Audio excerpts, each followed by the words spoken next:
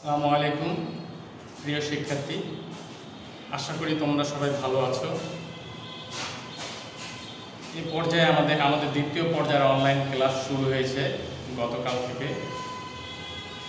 আমাদের সম্মানিত প্রধান শিক্ষক ওনার তত্ত্বাবধানে এবং আমাদের সহযোগী আরও শিক্ষক আছেন, সবার তত্ত্বাবধানে এই অনলাইন ক্লাস গতকাল থেকে আবার শুরু হয়েছে।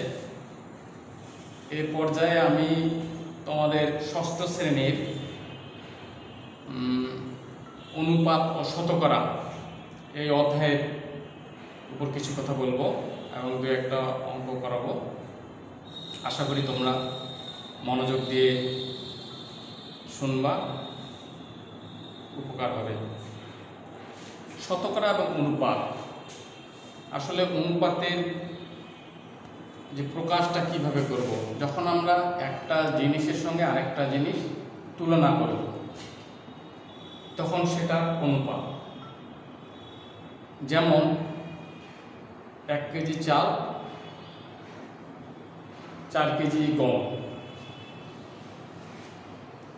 এই ধরনের যদি আমরা দুইটা ভিন্ন ধরনের কেজি আকারে প্রকাশ করি তাহলে 1 কেজি চাল 4 কেজি গম, এই যে অনুপাত। আমরা যদি বয়সে 25 বছর 50 বছর অনুপাত, এরকম আমাদের প্রত্যেক জীবনে প্রতিটা ক্ষেত্রে অনুপাত এবং সমানুপাতের ব্যবহার হয়ে আসছে এবং এটা শতকরার মাধ্যমেও প্রকাশ করা যায়। শতকরার মাধ্যমে আমার এক কেজি গম 100 ভাগের কত ভাগ? 100 ভাগের 1 ভাগ। 25 কেজি আটা 100 ভাগের কত ভাগ? এভাবে আমরা শতকরার মাধ্যমে প্রকাশ করতে পারি। আশা করি শতকরার ব্যাপারটা অনুধাবন করতে পেরেছ।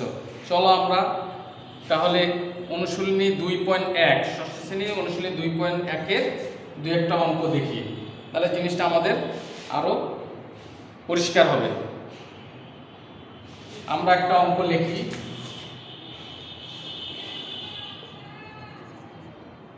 পিতা ও পুত্রের বয়সের অনুপাত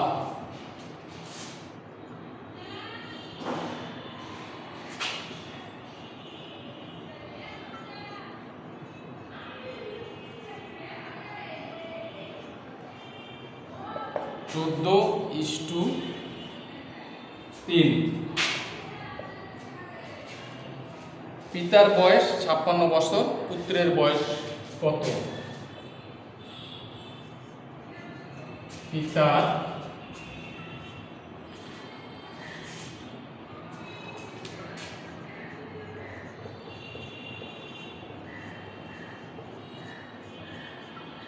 বছর। প্রশ্ন হচ্ছে আমার পুত্রের বয়স কত?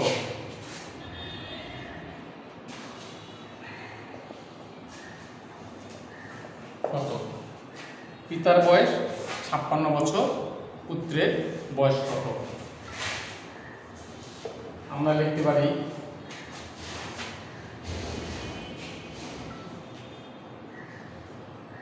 পিতার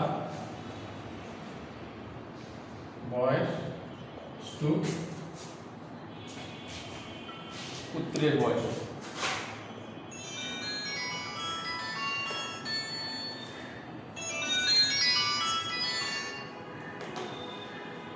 পুত্রের বয়স, তাহলে আমার পিতার বয়স এবং পুত্রের বয়সের অনুপাত কত আছে? 14:3।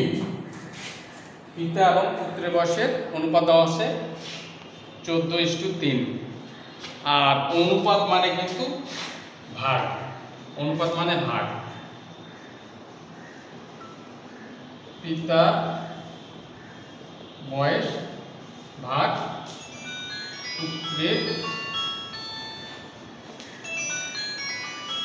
বয়স। অনুপাতের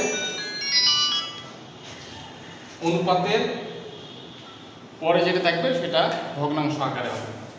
তদ্রূপ এদিকেও একই নিয়মে 14/3।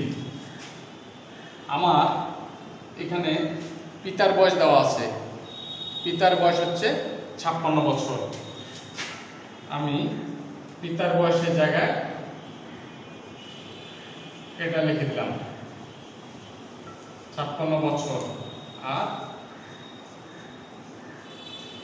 পুত্রের বয়স, আমার প্রশ্ন হচ্ছে পুত্রের বয়স কত?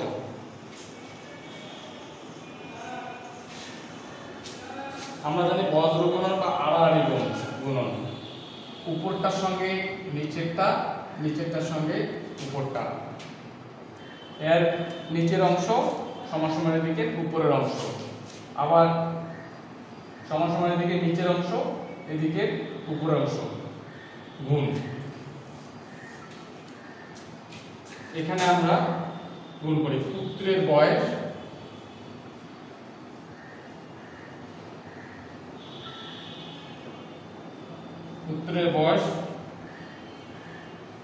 গুণন 14,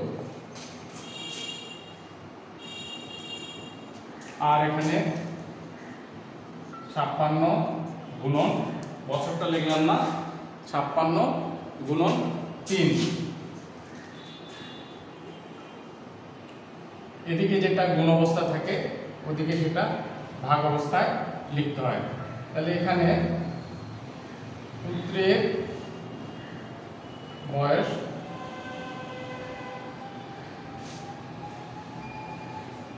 56 গুণন 3 বা 14। এখন আমরা 56কে 14 দিয়ে কাটাকাটি করি। 4 14 56। দেখি এখানে 14 4 4 4 16, 4 1 4 1 5 গুণটা দেখলাম। তাহলে 14 নাম 14 2 28, 3 14 42, 4 14 56। তাহলে এখানে থাকলো 3 আর 4, এটা গুণ করে দেব। 3 আর 4 এ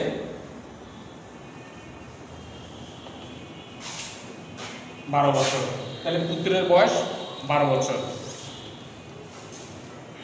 আচ্ছা, আমরা আশা করি বুঝতে পারছি। এবার আমরা সৃজনশীল একটা অঙ্ক করব। এই অধ্যায়ে কি ধরনের সৃজনশীল অঙ্ক হতে পারে সেটা একটা সৃজনশীল অঙ্ক করব। আচ্ছা, সৃজনশীল অঙ্কটা পড়ি। প্রশ্নটা, সমান সমান মাপের 3টি গ্লাসে পানি ও সিরাপের অনুপাত যথাক্রমে 3:1 প্রথম গ্লাসে, দ্বিতীয় গ্লাসে হচ্ছে 5:3 এবং তৃতীয় গ্লাসে হচ্ছে 9:7। 3টি গ্লাসের পানির পরিমাণ। এখন আমার প্রথম প্রশ্ন হচ্ছে যে ক ইস্টু খ, এখানে একটা জ্ঞানমূলক, প্রথম প্রশ্ন সাধারণত জ্ঞানমূলক, এটা উদ্দীপকের সঙ্গে কোনো মিল থাকে না, এটা সেরকম জ্ঞানমূলক। ওই অধ্যায়ে যে ক ইস্টু খ হচ্ছে 2:5, খ ইস্টু গ 2:3 এবং ক খ গ কত, এটা আমরা বের করব। এখানে তাহলে আমরা ক নম্বর প্রশ্নটা করি। এখানে ক ইস্টু খ 2:5, আমরা এখানে খ ইস্টু গ আর গ ইস্টু ঘ, একটা আমার বাদ পড়েছে গ ইস্টু ঘ, ক খ খ গ। আচ্ছা, না ঠিকই আছে, ক খ খ গ আর গ ঘ নাই আমাদের এখানে। তাহলে এখানে ক আর গ এখানে আছে 2:3। আমরা এই অনুপাত আকারে প্রকাশ করলে কত আসবে? এখানে প্রথম অনুপাতটাকে আমরা 2 দিয়ে গুণ দিব। 2 গুণন 2, 5 গুণন 2, 2 দ্বারা গুণ করে, তাহলে আমার এখানে জায়গা হচ্ছে না, আমি যদি অনুপাতটা লিখতে হবে একবারে লিখি 4:10 এখানে দিই 2 দ্বারা গুণ করে। আচ্ছা, এখানে আমি 5 দ্বারা গুণ করব, 2:5:3:5, তাহলে এখানে 5 দুগুণে 10 আর 3 পাচ্ছে 15, এটা হচ্ছে 5 দ্বারা গুণ করে। তাহলে আমার ধারাবাহিক অনুপাতটি দাঁড়াচ্ছে কত? ক ইস্টু খ ইস্টু গ। ধারাবাহিক অনুপাত করতে গেলে একটা জিনিস লক্ষ্য রাখতে হবে, এখানে খ আর খ কোনা চাই। এই ধারাবাহিক অনুপাত করার সময় এই অনুপাতটা যেন এই যে খ আর খ এটা যেন এক থাকে। তাহলে আমাদের ধারাবাহিক অনুপাতটা আছে 1 4:10 15। এটা হচ্ছে আমাদের ক নম্বরের উত্তর। আশা করি এই ধরনের অঙ্ক পরবর্তীতে যদি আসে পরীক্ষায় তাহলে দিতে পারবা। এবার আমরা খ নম্বর অঙ্কে যাই। এটা মুছি, যেহেতু আমার ওটা জায়গা কম, এটা মুছি। খ নম্বর, 3টি গ্লাসে মোট কত অংশ সিরাপ আছে? তাহলে প্রথম গ্লাসে আমার কত? প্রথম গ্লাসে সিরাপ এবং পানির অনুপাতটা লিখি 3:1। ঠিক আছে, এখানে সিরাপ এবং পানির অনুপাতের যোগফল, সিরাপ এবং পানির অনুপাতের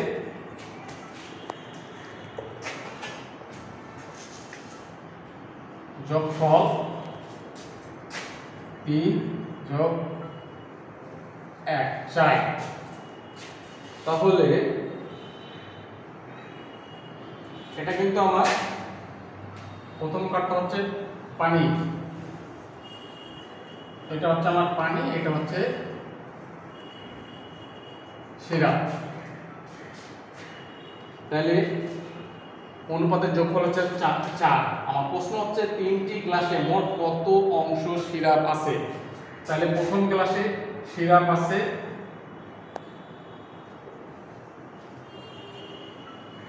গ্লাসে সিরাপ আছে 1 এর উপরে 1 নিচে 4 এত অংশ। তাহলে সিরাপ আছে আমার প্রথম গ্লাসে এত অংশ। এখন দ্বিতীয় গ্লাসে আমার সিরাপ এবং পানির অনুপাত, দ্বিতীয় গ্লাসে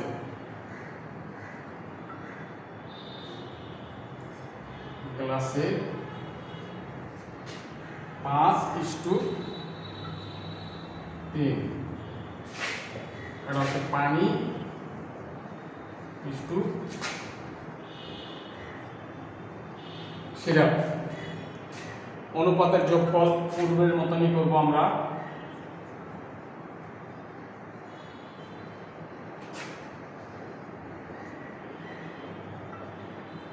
5+3, তাহলে 5×3 8। তাহলে এই গ্লাসে আমার সিরাপের মোট সিরাপ এবং পানির কত অংশ সিরাপ আছে? তাহলে দ্বিতীয় গ্লাসে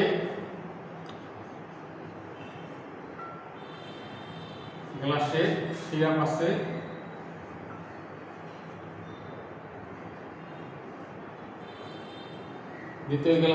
আছে মোট এত এর 3/8, মানে এত অংশ। আমার দ্বিতীয় গ্লাসে সিরাপ আছে এত অংশ। এখন আমার তৃতীয় গ্লাস,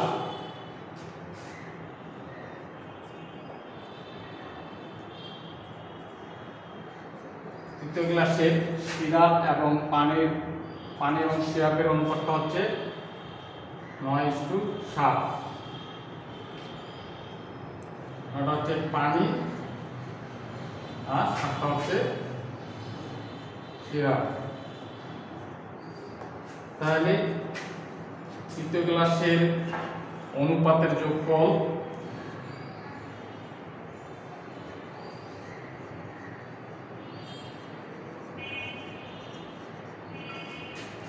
কত আমার 7, 9 যোগ 7, তাহলে 7 আর 9 হচ্ছে 16। তাহলে তৃতীয় গ্লাসে আমার কত অংশ সিরাপ আছে? তৃতীয় গ্লাসে সিরাপ আছে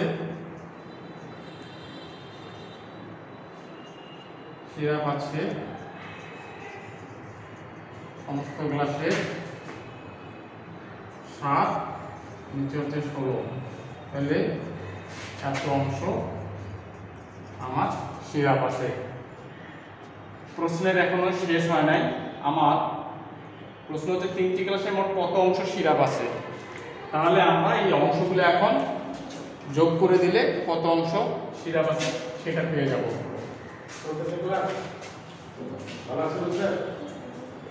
তাহলে 3টি গ্লাসে 3টি গ্লাসে সিরাপ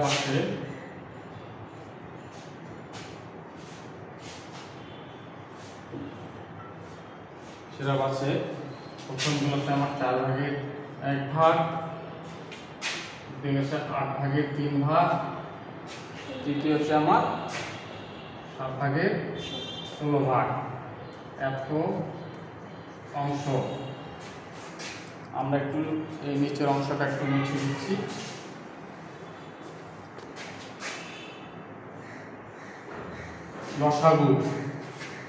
লসাগু জানো সিস্টেমটা দেখাই দিই।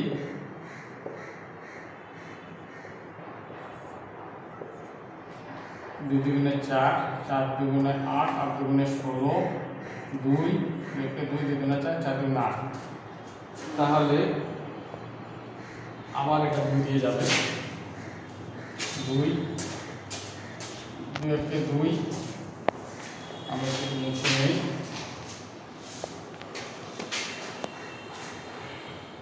এখানে তো একই থাকলো, 2 দুগুণে 4। আমার 2 এর সংখ্যাটা 1টা 2টা 3টা 4টা 2, 4টা 2 এর গুণফল হচ্ছে আমার 16, অর্থাৎ লসাগু হচ্ছে 16।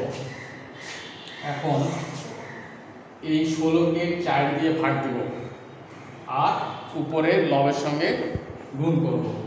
তাহলে 16কে 4 দিয়ে ভাগ দিলে 4 4 এ 16, আর 1 এর সঙ্গে গুণ করলে 4 1 এ 4।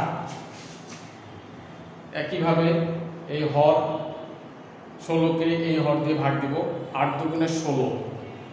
এই ভাগফল হচ্ছে আমার 2, 16কে যদি 8 দিয়ে ভাগ দিই ভাগফল 2, 2 যায় 3 এর সঙ্গে গুণ হবে, 3 দুগুণে 6।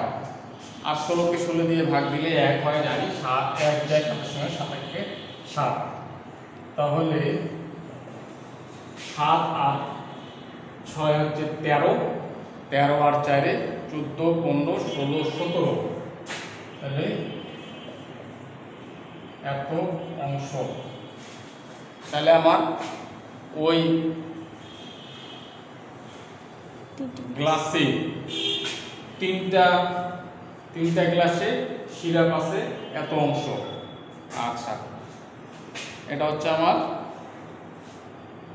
ক্ষয়ের উত্তর। 3টি গ্লাসে কত অংশ সিরাপ আছে, এটা হচ্ছে আমার ক্ষয়ের উত্তর।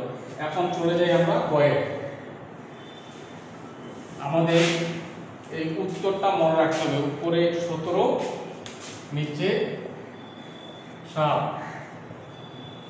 এটা আমরা মনে রাখবো, বাকিগুলো সব মিশে দিচ্ছি। কারণ তোমরা জানো সৃজনশীল অঙ্ক করতে গেলে প্রথমের অ্যান্সার অনেক সময় কয়ের অ্যান্সার ক্ষয়ে কাজে লাগে, ক্ষয়ের অ্যান্সার গয়ে কাজে লাগে।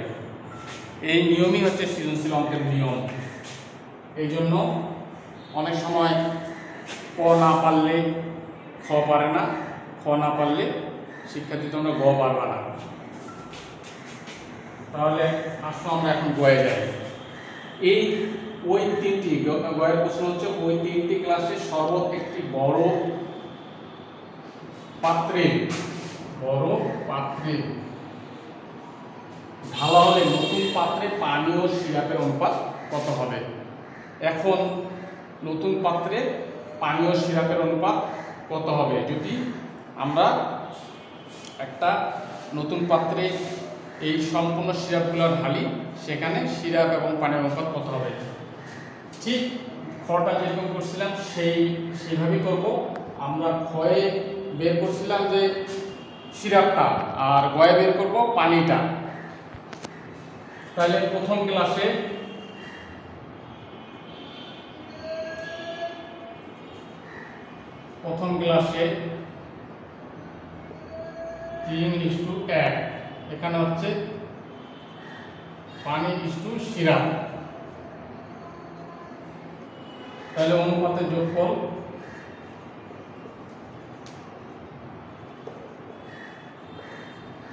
ওটা আমরা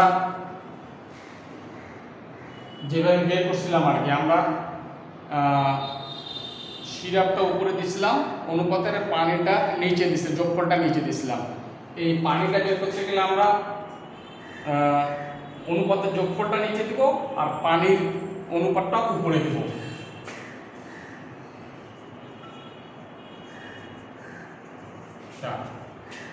তাহলে প্রথম গ্লাসে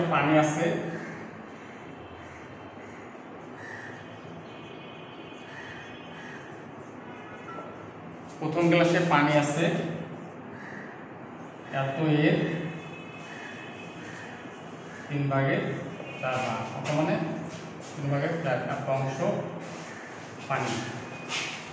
আচ্ছা, দ্বিতীয় গ্লাসে5:3, এটা হচ্ছে পানি ইস্টু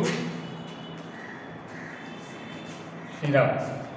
এখানে অনুপাতের যোগফল করি, অনুপাতের যোগফল 5 + 3 8। তাহলে এখানে আমার পানি আছে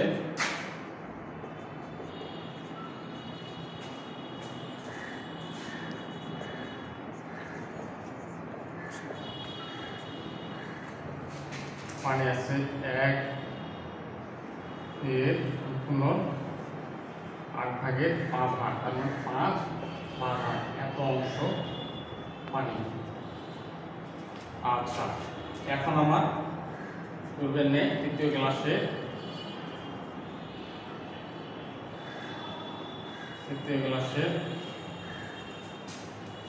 পানির অনুপাত 9:7।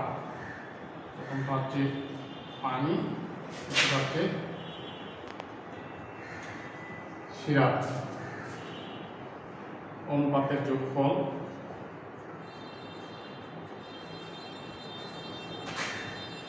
অনুপাতের যোগফল 9 + 7 16। তাহলে তৃতীয় গ্লাসে পানি আছে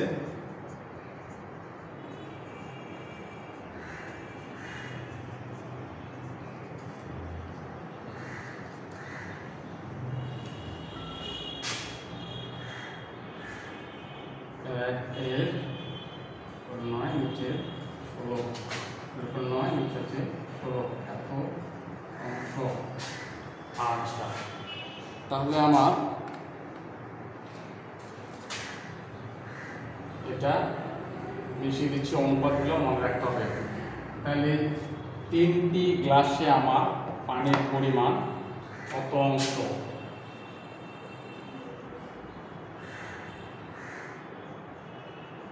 3টি গ্লাসে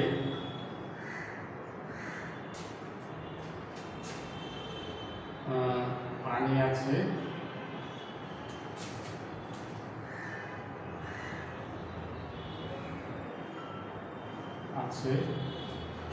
প্রথমটা হচ্ছে এত, দ্বিতীয় অংশটা হচ্ছে এত এবং তৃতীয় অংশটা হচ্ছে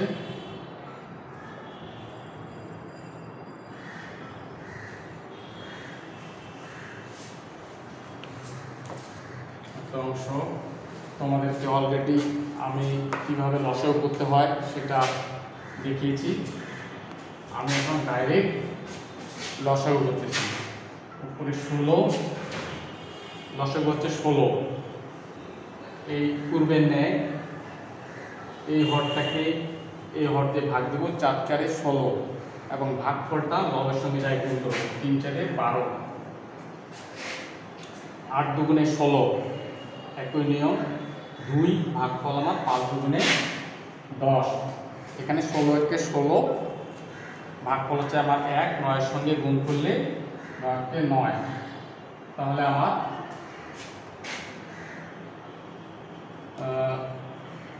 12 আর 10 হচ্ছে 22, 22 আর 9 31, 22 আর 9 31, 31 16। আমার পানির অংশটা বেড়ে গেছে। তাহলে 3টি গ্লাসের শরবত একটি বড় পাত্রে ঢালা, নতুন পাত্রে পানি ও সিরাপের অনুপাত কত হবে? তাহলে নতুন পাত্রে পানি এবং সিরাপ হবে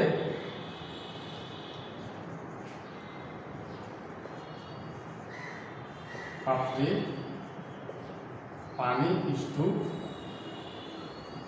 সিরাপ। আমার পানি আসলো আর সিরাপ আসছিল আমার ক্ষয়ের।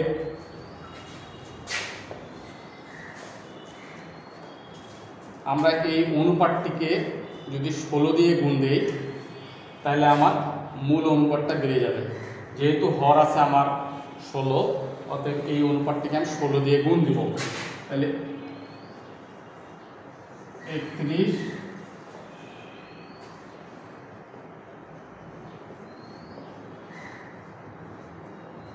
আমরা এখানে দিতে পারি নোট যে 16 দ্বারা গুণ করে 16 16 কাটা যায়, তাহলে এখানে হচ্ছে 31 = 16। তাহলে আমার ওই 3টি গ্লাসের শরবত একটি বড় পাত্রে ঢালালে নতুন পাত্রে পানি ও সিরাপের অনুপাত, উত্তরটা হচ্ছে আমার এত। আশা করি তোমরা অঙ্কটা বুঝতে পেরেছ। সবাইকে আজকে এ পর্যন্ত, সবাইকে অনেক অনেক শুভেচ্ছা দিয়ে শেষ করতেছি। আর এ সময় যেহেতু একটা কঠিন সময় চলতেছে, ঘর থেকে প্রয়োজন ছাড়া বেরোবে না, বেরোলে অবশ্যই মুখে মাস্ক পরবা। তোমরা সুস্থ থাকলে তোমার পরিবার সুস্থ থাকবে, তোমার পরিবার সুস্থ থাকলে দেশ ও জাতি সুস্থ থাকবে। আসসালামু আলাইকুম ওয়া রাহমাতুল্লাহ।